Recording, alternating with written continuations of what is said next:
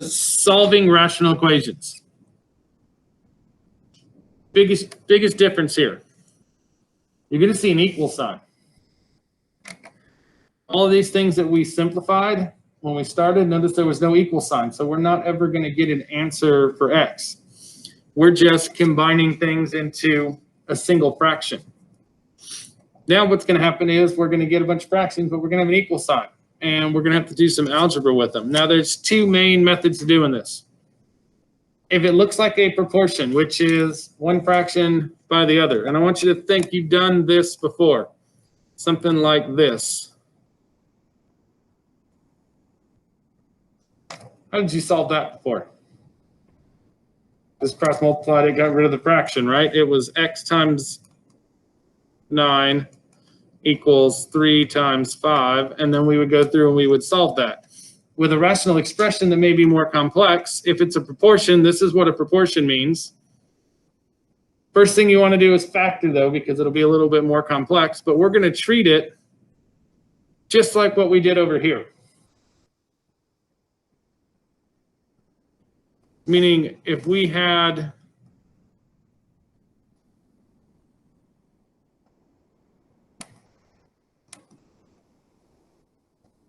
something like that, we can still cross multiply, get rid of the fraction. I don't know what this one would come out to because I just literally made it up. But we could go x times x plus 1 equals x plus 1 times x plus 3, and then we could do the algebra from there and solve that, okay? Really, the trick with this is we're going to take our rational functions that are rational equations and make them not look like rational equations anymore, okay? Now, that's if you're just given two fractions. If it's not a proportion, you got two options. You can turn it into a proportion and then follow the following steps. Now, what that would look like, and we're going to do a couple examples. I can turn this into a rational equation by doing that. Now, this problem that we finished before is a rational equation. But is it a proportion? It's not a proportion, but this is why we learned this stuff, because I can combine these two fractions into one.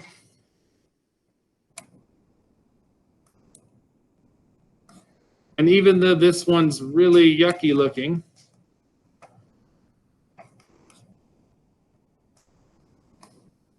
now all of this, now it's a proportion that I could cross multiply. This is why we spent the time with the operations before, because our ultimate goal had been getting to this solving step. But if I'm given an expression, an equation, where one side of it isn't one single fraction, I can do the simplification processes that we practiced, make it a proportion, and then cross multiply to solve. That's one way we can deal with these things that are not proportions, okay? Or there is another step, and sometimes this is easier for some of these ones that have multiple fractions in them.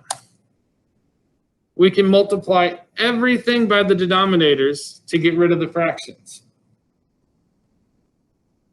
Doing this will just result in an equation of just the numerators, and then you can deal with it like you normally would. You simplify and you solve for x. Now, there's a couple caveats with these things when we go and we use this process to solve. Before you start, you need to figure out what answers will not work, okay? And this comes from, we're dealing with fractions. We can't have 0 in the bottom of our fractions. Zeros are bad. So you should, before you start anything, make a list of the answers that will not work. Because quite often, when we do our algebra, you'll find those two match, especially in like a test question, like maybe not my test question, but like the end of the year final exam test question. They may set it up specifically to give you answers that won't work when you plug them back in because the bottom can't be 0. And what I mean by that is if I asked you,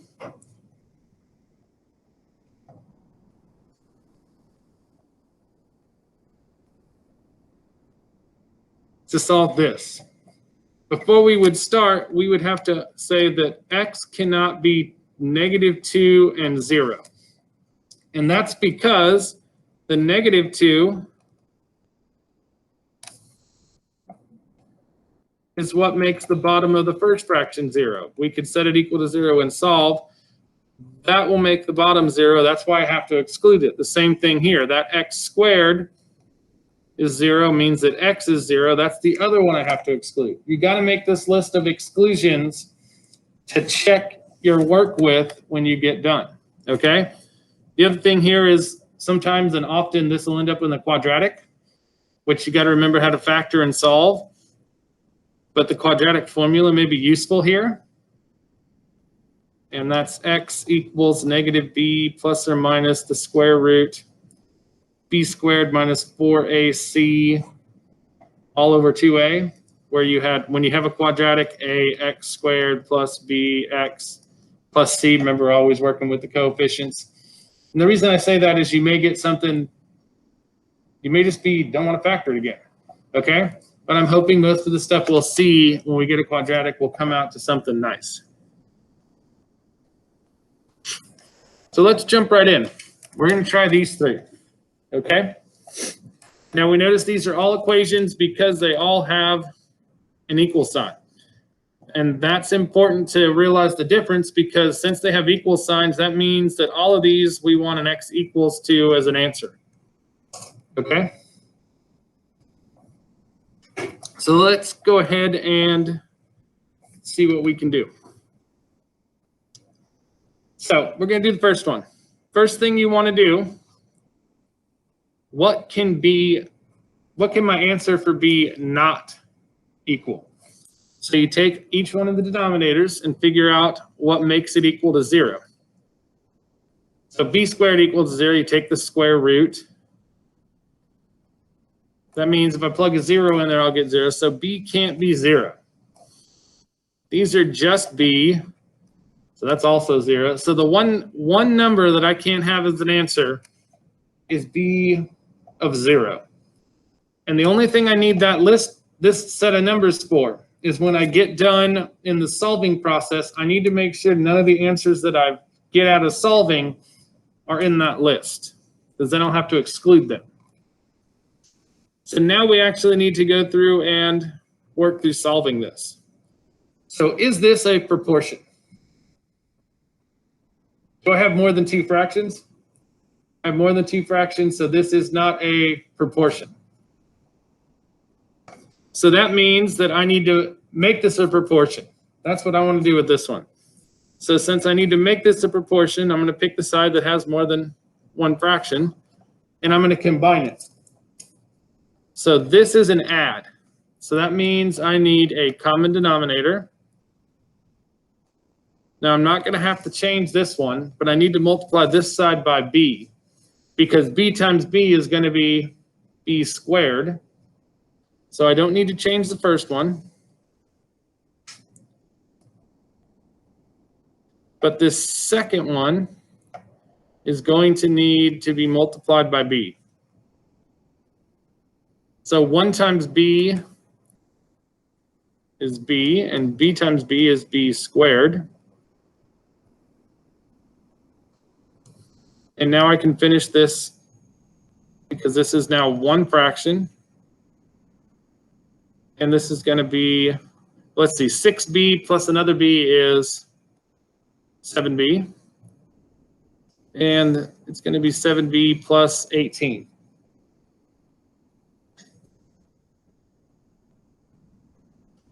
Now notice I didn't need to do anything to the fraction on that's by itself on the right side of the equal sign. All I care about at this point is getting 2 fractions that are equal to each other. So now I can go through and cross multiply and get rid of the fractions altogether. So this is going to be b times 7b plus 18 equals 3 times b squared. And now I don't have I don't have fractions anymore, and now I can just solve this using normal, well, not normal algebra, but the algebra I'm more comfortable with. So we're going to distribute, so we get 7b squared plus 18b, and this equals 3b squared. Now this is a quadratic because I have a b squared and a b. So that means I'm going to follow these steps right here. I'm going to set it equal to 0 and solve it. You got to go all the way back into Math 2 and remember those steps, okay? So we're going to, I'm going to write it up here. We're going to set it equal to 0. So we need to minus this from both sides. So we get 4b squared plus 18b equal to 0. And now factor that thing. So I don't need to worry about box factoring. This is a common factor. 4 and 18 have a 2 in common, right? And then b and b squared have a b. That leaves me 2b plus 9. And getting our quadratics factored is how we'll find our solutions. So what makes 2b equal to 0 is one solution. Now what makes 2b plus 9 equal to 0 will be our other solution. So this tells me a divide, I get b equals 0. And then 2b is negative 9, so b is negative 4.5. That's what 9 divided by 2 is. You got to be cautious here, because at this point, a lot of us will just put a box around it and we'll go on. But at this moment, these are just potential answers.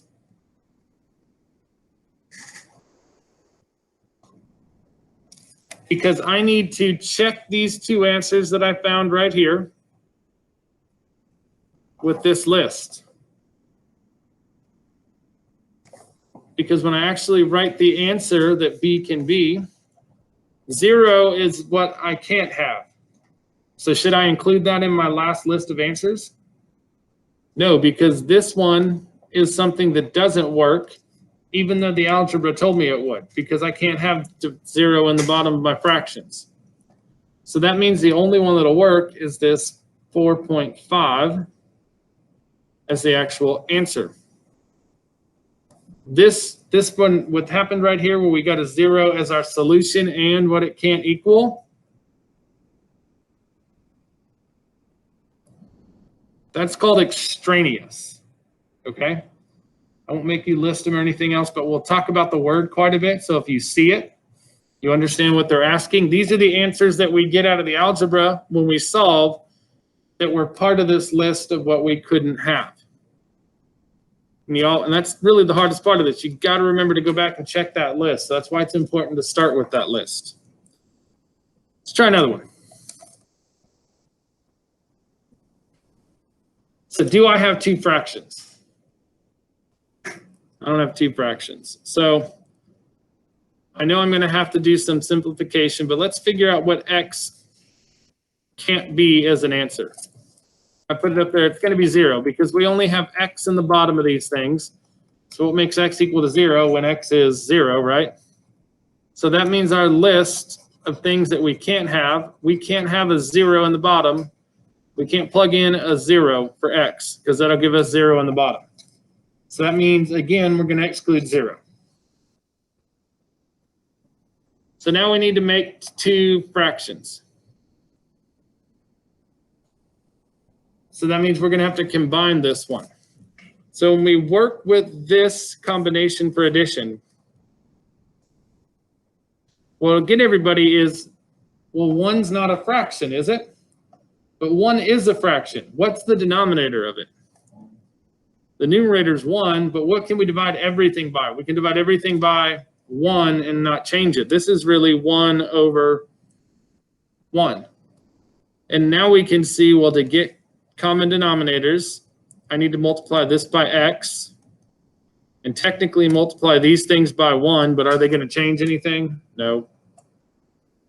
So that means that this is going to be x plus 3 plus 1 over x, and all of this is still equal to the other side. I'm not changing it at all.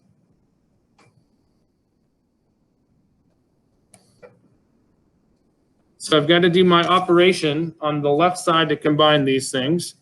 So that gives me x plus 4 over x and x plus 5 over x.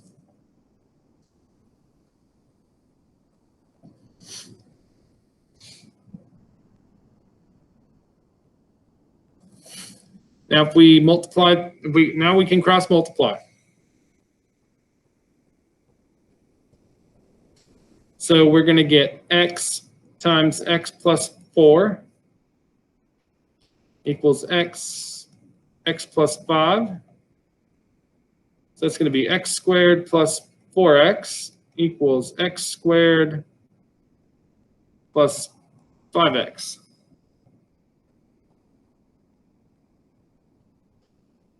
So we've got squared and normal. So that means we need to move everything to one side. I like to move everything to the left. So we're going to minus this x squared. And we're going to minus this 5x. So the x squared disappears. And then 4 minus 5 is negative x equals 0. Which means x equals 0. There was nothing to factor because the x squared went away. And these are the potential, this is the potential answer. But what just happened? This is in this list. That means it can't happen. This is really an extraneous answer. So what does that mean about when I go to write this for like my overall answer down here like I did on the last one? Is there a number that makes this work? There's not. I only got one solution, and that one solution was something that it couldn't be. So this has no solutions. No solutions can also be part of your answer sets for these. If all of your algebraic answers match the ones that it can't be, then it's not going to have any solutions.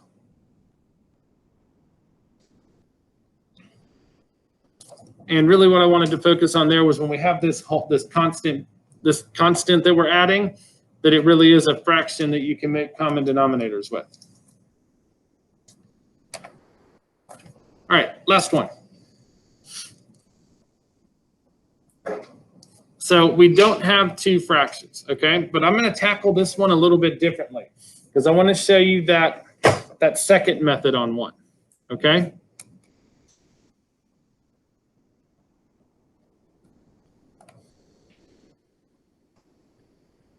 Now, the second method sometimes clicks better because you don't have to worry about the operation as much, okay? So let's make our list of what x cannot be before we do anything. So because of this x minus 1, I know x can't be positive 1. Because of this x by itself, I know x can't be 0. And because of this plus 1, I know x can't be negative 1. So I have quite a big list of answers that will not work. Now we're going to tackle this one a little bit different. And part of the reason is when I look at this, I have 3 different denominators here. I have x minus 1, x, and x plus 1. It's going to get really big when I multiply it out.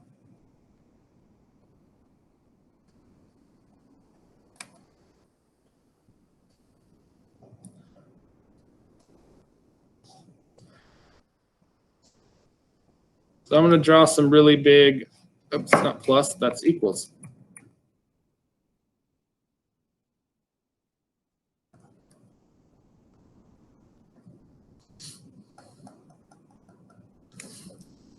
Now, what I'm going to do is essentially I'm going to put the denominators, all 3 of them, in the top, in the numerator, all by themselves for each one of these, okay? So when I look, let's list all the denominators. We have an x minus 1. We have an x plus 1. and we have an x. Let's write that x in front. What I'm going to do is I'm going to put this expression of all the denominators together in everything.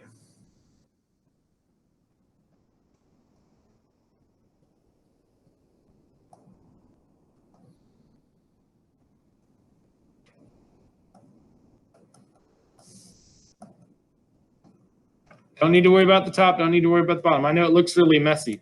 But what I'm doing is, now I can cancel stuff. That'll cancel that, that'll cancel that, and this will cancel this. What it allows me to do is it allows me to get rid of all the fractions and just create one expression without the fractions. So we're just going to write what's left. So the stuff that's left, we have an x, and we have this, we have the 2 and this, and then we have the 2 x's in that. So we have left over x plus 1, x plus 1, plus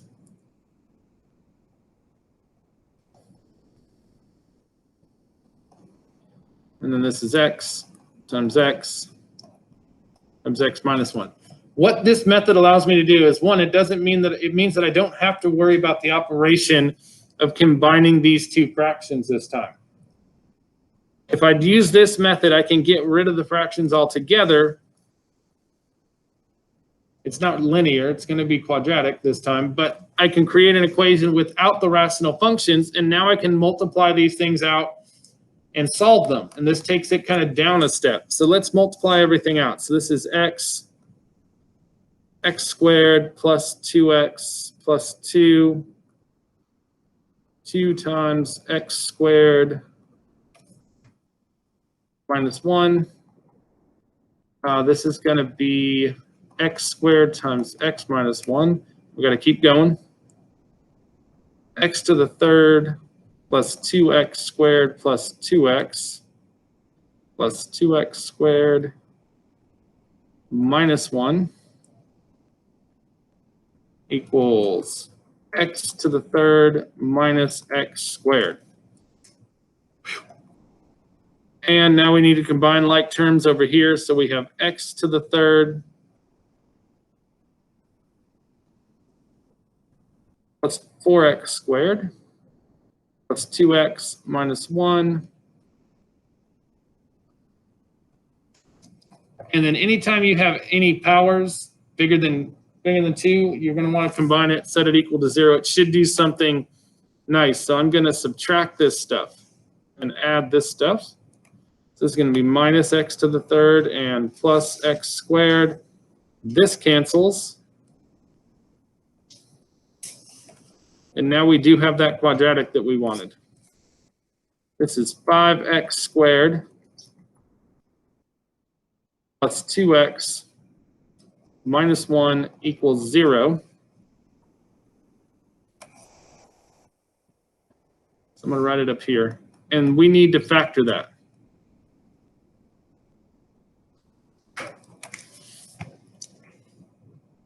And part of the reason I jumped straight to this method is I've done this problem before. I kind of knew it was going to get messy. Because if you go to factor this with the box, you find out that it doesn't factor nicely because you want the factors of 5 that subtract and give you 2. There are no factors of 5 that subtract to give you 2. So what we would need to do with this one is we would need to use the quadratic equation. So this is 2 squared minus 4 times 5 times 1 all over 2 times 5. So that's -2 plus or minus, so that's 4, it's 24.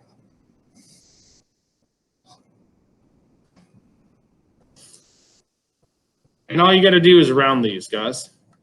You plug this through on the calculator and round it. If it gives it to you exact, you could match it to that exact right there. But what you do know is that it says it didn't factor. These aren't going to play a role in this because you're not going to get 1, 0, or -1 unless it factors with the box. Okay? So that means these would be our two solutions for this one.